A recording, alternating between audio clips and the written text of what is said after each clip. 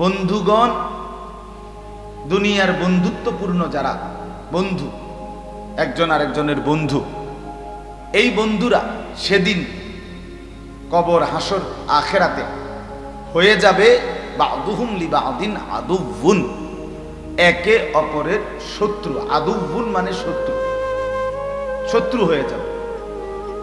ইল্লাল মুত্তাকিন। তাহলে দুনিয়ার বন্ধুত্ব কি মোটেই টিকবে না? তো আল্লাহ তাআলা বলেন হ্যাঁ, টিকবে। কবরে, হাসরে, আখেরাতে ওই বন্ধুত্ব টিকে থাকবে, বন্ধুত্বই থাকবে, শত্রু হবে না তাদের মাঝে যারা ছিল মুত্তাকি, যাদের বন্ধুত্ব সম্পর্ক তাকওয়ার ভিত্তিতে, তাকওয়ার ভিত্তিতে, ঈমান আমলের ভিত্তিতে, আখেরাত পরকালের ভিত্তিতে। একজন আরেকজনের সাথে সম্পর্ক ছিল এই উদ্দেশ্যে যে একে অপরকে আখেরাতের পথ দেখাবে, নেক কাজের পথ দেখাবে।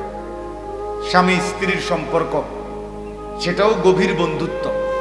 তো স্বামী স্ত্রীকে নেক কাজে, আখেরাতের বিষয়ে উৎসাহিত করে, স্ত্রীও স্বামীকে নেক কাজে উৎসাহিত করে, ঈমান আমলের, আখেরাত পরকালের দিকে সহযোগিতা করে। এই যে একে অপরের এই সহযোগিতা, তাকওয়ার সম্পর্ক, এটা আল্লাহ তাআলা বলেন এই সম্পর্কটা টিকে থাকবে কবরেও, হাসরেও, আখেরাতেও, জান্নাতেও। এরা বন্ধুই থাকবে। স্বাভাবিক চলমান বন্ধুত্ব, যুবক হোক, বৃদ্ধ হোক, জীবন চলার পথে যার সাথে যার সম্পর্ক, এটাও যদি হয় একে অপরের প্রতি আখেরাত পরকালের ব্যাপার, আখেরাত পরকালের বিষয়ে, সমবয়সী বন্ধু একজন আরেকজনকে নামাজের কথা মনে করায়, একজন আরেকজনকে চরিত্রের কথা মনে করায়, একজন আরেকজনকে গুনাহ থেকে বাঁচবার প্রেরণা দেয়। দোস্ত, তুই আমরা একসাথে চলি, এত বড় মিথ্যা কথাটা কেন বলবি? দোস্ত, আমরা একসাথে এত বড় চুরি কেন করলি? কেন তুই জুয়ার আড্ডায় যাও? কেন তুমি মদের আড্ডায় যাও? এই মনে করেন এরকম গুনাহ থেকে বাঁচাইতে চায়, নেক কাজে উৎসাহিত করে। চলো না নামাজ পড়ি, চলো ওলামায়ে কেরামের কথা শুনি, চলো কোরআনুল কারীম তেলাওয়াত করি। এই মনে করেন এরকম যত কিছু নেক কাজের সহযোগিতা, সম্পর্ক, আন্তরিকতা, আল্লাহ তাআলা বলেন এই বন্ধুত্ব এটা কোনোদিন শেষ হবে না। কবরেও না, হাসরেও না, দুনিয়াতেও না, একেবারে আখেরাতেও না, জান্নাতেও না। কিন্তু গুনাহের কাজের বন্ধুত্ব, বিড়ি আমনের, ম্যাচলাইট ওনার, এই যে সম্পর্ক, বুঝেন নাই? মতো এর আগের বার কি আপনারা ঘুমে আছিলেন, তখন হঠাৎ শীতে উঠলেন? কি তা আগের ঠিকই আনকমন পড়ছি কি না? আমার কাছে এটা আশ্চর্য লাগলো যে আগে যে কোনো চুপচাপ, এখন সব লইরা উঠলো। তাইলে বিড়ি একজনের, ম্যাচলাইট কি? আর দোস্ত অসুবিধা নাই, মিল্লা জিল্লা দোনো জানে। আর এমনি তো আমরা মিল্লা জিল্লা কুমিল্লা, ঠিক না? তো এই যে সহযোগিতা, এটা তো গুনাহের বন্ধুত্ব।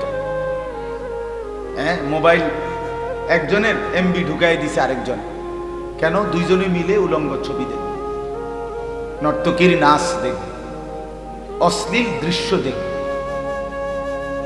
একজনে টাকা পুরায় নিছে এমবি, চারজনে মিলে অসৎ ছবি দেখছে, অশ্লীল দৃশ্য দেখতেছে।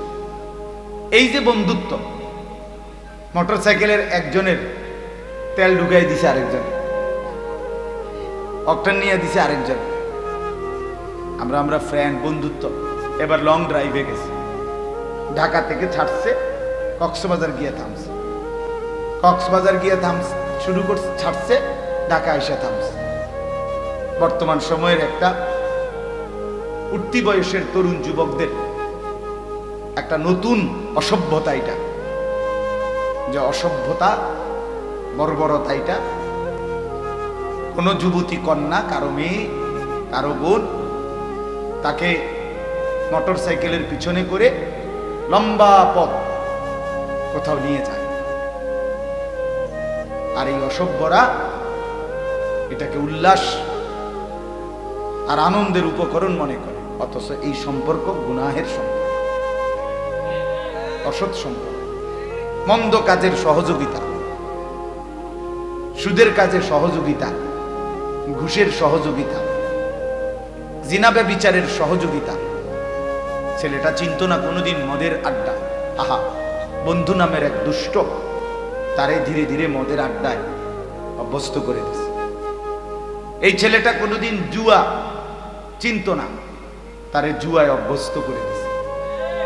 একর ছেলেটা কোনোদিন নারীর ফাঁদে, নারীর কাছে কোনো অসভ্য দুশ্চরিত্রা বেহায়া মেয়ের কাছে তার কোনো সম্পর্ক ছিল না মূলত, কিন্তু ধীরে ধীরে বন্ধু নামের কোনো দুষ্ট শয়তান তারে অসৎ কোনো নারীর ফাঁদে ফেলে দিছে। এই যে সম্পর্ক, এই সবগুলো হলো গুনার কাজে সম্পর্ক।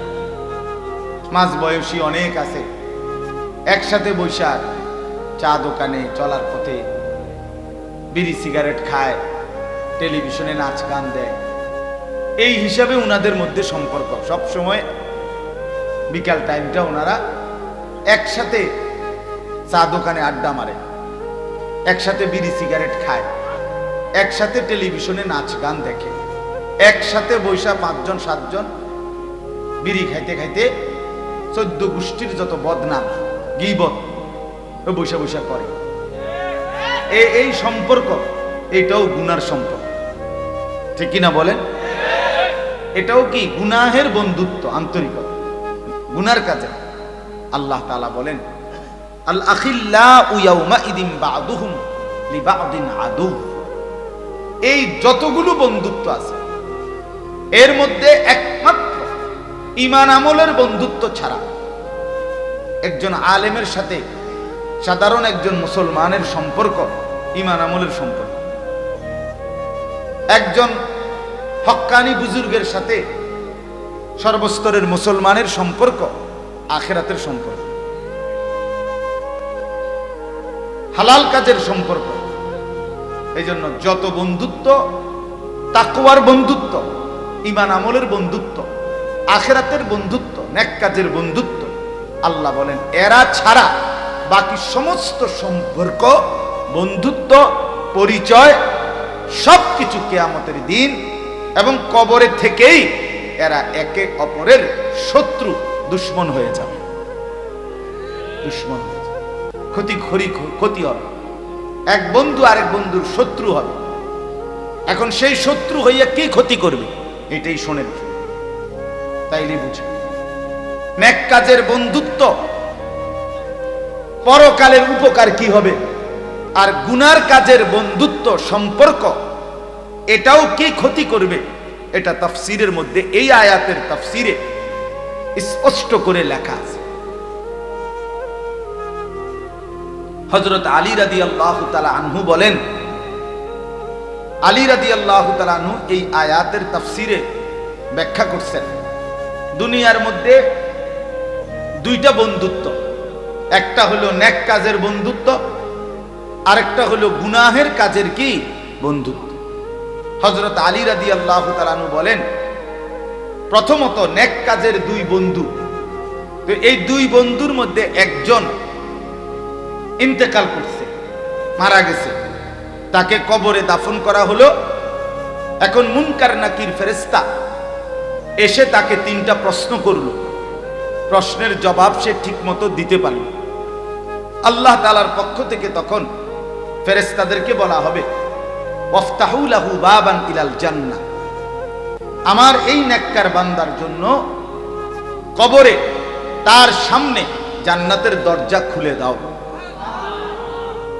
এই লোকটা জান্নাতের দরজা যখন খুলে দিবে, জান্নাতের দৃশ্য, নাজ ও নিয়ামত সচক্ষে দেখবে।